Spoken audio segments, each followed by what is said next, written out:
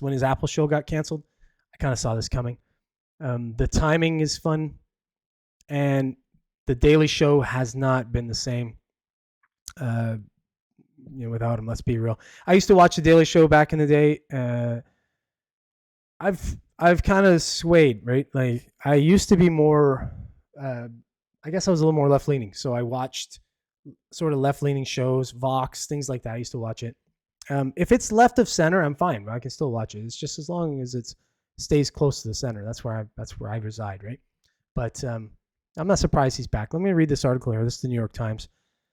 So take it with a grain of salt. He's garbage. New York Times is garbage, I mean. But here we go. Jon Stewart is back in his old Daily Show seat. Okay, so Jon Stewart returned on Monday night as host of The Daily Show, the Comedy Central news satire he turned into a cultural force before leaving in August 2015. It was the beginning of a plan announced in January that will bring Stewart back on the show on Mondays through the presidential election. He will also serve as an executive producer. I'm not surprised about that. He should be. I mean, realistically, he created the show. Let's be real. There was nothing before him, and it was a big thing. And then he leaves, and it turns into a, pretty shit show. I think they averaged like 400,000 views on, or like watchers on a show, as opposed to like over 1 million or something when he was on it. So quite a drop off. But this is why am I back? He said, "I've committed a lot of crimes. From what I understand, talk show hosts are granted immunity. It doesn't make a lot of sense, but take it up with the founders." Stewart's first night back found him grayer. At one point, he used his own wizened face as a prop and a joke about the presidential candidates' ages, but he was otherwise in classic form. Opening with "Where was I?", Stewart mixed silliness and absurd, often self-depreciating jokes with righteous indignation as he kicked off the 2024 edition of one of the show's signature franchises. Its indecision election coverage. Proposed titles, he said, included Indecision 2024, American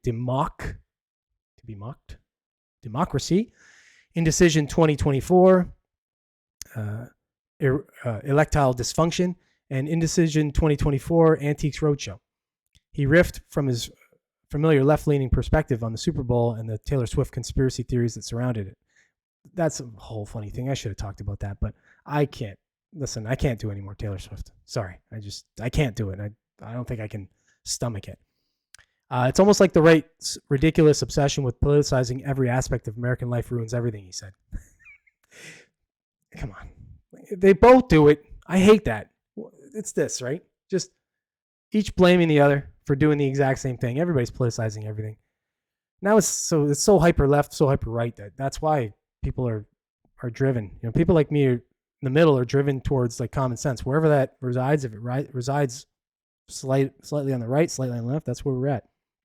Okay, so later he anchored a bit that found the show's correspondents Ronnie Cheng, Desi Liddick, Michael Costa, and Dulce Sloan reporting from the same diner, a goof on the campaign coverage trope. They and Jordan Klepper, who I do know, who did a desk bit, will take turns hosting the show Tuesdays through Thursdays. The guest was Zanny Minton Beddoes, editor-in-chief of The Economist. No wonder I don't know who they are.